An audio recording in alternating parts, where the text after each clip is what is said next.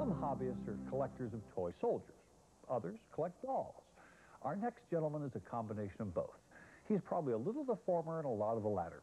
No, he's a lot of the former and a little of the latter. Oh, the heck with it. Watch for yourself.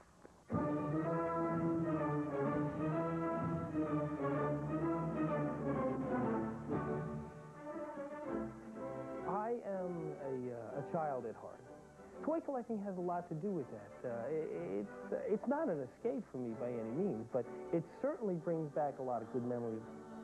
When I go into my museum, as I call it, I do change. I leave behind my computer.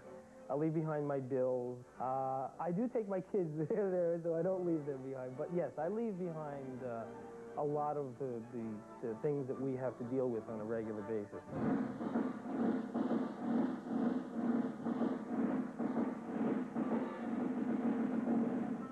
James D. Simone's hobby is toy collecting. Specifically, one toy that meant a lot to him as a child, G.I. Joe.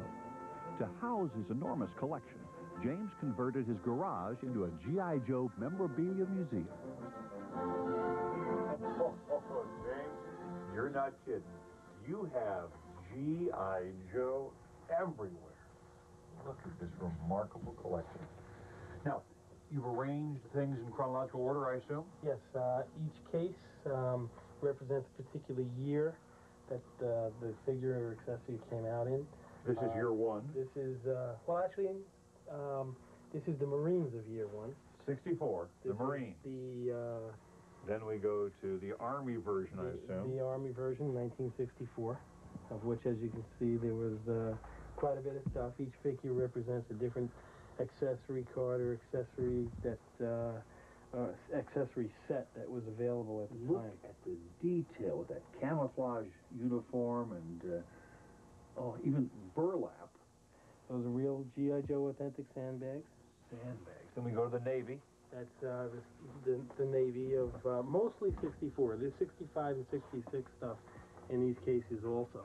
Oh, it's so cool. And actually, as I look at it, there's even a mixture of some 67 stuff. But only you know that. Only, yes. Yes. A sharp-eyed viewer might know that. And then we go, what year is this? This is 1964 also. This is the pilots, the Air Force. Action Air Force pilots. So we had a heavy military bent in 64, 65, 67, which is interesting because we're involved in a war in Southeast Asia at that point. Yes. There's protesting going on. How do they respond? This year in 1968, Hasbro tried to break away with that military aspect by going a civilian race car driver, from which they made a large-scale race car. They also made a state trooper. They made a Canadian Mountie. This here is the rarest piece that there is for the nurse. For G.I. Joe. It was a nurse. She was made in 66, 67. She's very rare. That particular nurse there will go for about $1,500 to $2,000 because it's in a box. Now, are you in the hobby for the monetary value? Oh, no, not at all. That's why I have it all. Looking at this extensive collection, it appears that James does have it all. From the first issue figures of the 60s to the action figures of the 70s to the newer designs of the 90s. There is a passion in James' collection of G.I. Joe toys, a passion that is deeply rooted to childhood memories. I grew up in the 60s. G.I. Joe was the most popular boys' toy, and it was that particular period of time was a good time for children. My father at the time was away while I started playing G.I. Joes. So G.I. Joe took on a special meaning to me. He wasn't my father, of course, but he was my buddy. James began collecting G.I. Joe toys 13 years ago. Since then, he's authored 3 comprehensive books on G.I. Joe, formed his own G.I. Joe Collectors Club, and he writes a regular G.I. Joe newsletter. James' unique knowledge and devotion to his hobby has not gone unnoticed. Recently, he was honored by the Hasbro Company, the makers of G.I. Joe toys. In 1993, Hasbro honored me as being the world's #1 G.I. Joe fan.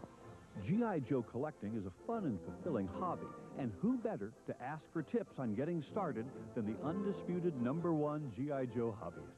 When you're collecting G.I. Joe, the first thing I tell somebody is define your goals. G.I. Joe is not cheap. An average G.I. Joe from the 60s will sell for about $40 or $50 without clothes. It's the clothes and the accessories, the helmets, the guns, the radios, which can be of value or increase G.I. Joe in value. You have to know what you're looking for. And there are several books, there's videos and toy shows, and there's so many ways of acquiring and obtaining G.I. Joe that do your research if you're going to collect it. G.I. Joe or anything for that matter. General Douglas MacArthur proclaimed, "Old soldiers never die. They just fade away." Well, thanks to dedicated hobbyists like James D. Simone, some old soldiers won't fade away.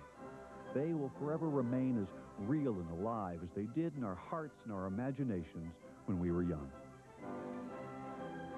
When we come back, James is going to take me... I really enjoyed my tour of the G.I. Joe Museum, but when James invited me upstairs to his very special playroom, whoa! Hey, I want you to take a look at this. Until next time, I'm Eric Boardman for What's Your Hobby? Come on up, Eric. Better be good. Oh, I don't believe this. Wow. I should have made him 8 years old again. We get together on a monthly basis, me and about 25 local guys, and every time you play? Oh, absolutely. Want to play? Oh, gotcha! Got the Jeep hot lead. Yeah, look at that. It's a real field radio. This antenna comes up, and little hand plug comes out, and we can talk to each other. Hello, hello. I'm down here. We got the problems on the front line. Send troops. Send troops. Send more Joes. Does this canteen pop out? Yes, it does. So, can I have some? I'm thirsty. Yeah, okay. Thank you. Here you go. Hang on. Got right on the river this morning. Yeah, thanks. Thanks. Yeah. Have some while it's still cold. That's the fun part of imagination, you know? Absolutely. Good taste in water. I think they imported that from France. It's MPR, sure it is. We're going to sit down the rock where our dogs are dead tired. They've been barking. 20-mile hike.